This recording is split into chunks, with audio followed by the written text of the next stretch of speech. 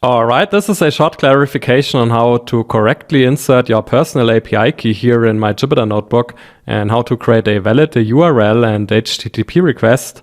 Now let's assume that you have created an account on the movies database website and you have successfully requested your personal API key. And now let's assume that your personal API key is 123 ABC. Then you have to insert this API key here in the string API key. So let's remove the placeholder here. And then we have here the string API key equals 123 ABC.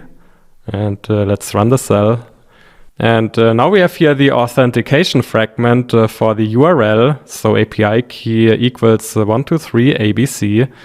And now let's create the complete URL. So let's assume that the movie ID is here 140607. Then we have here the basic URL for the movie API. And here we have the placeholder for the movie ID.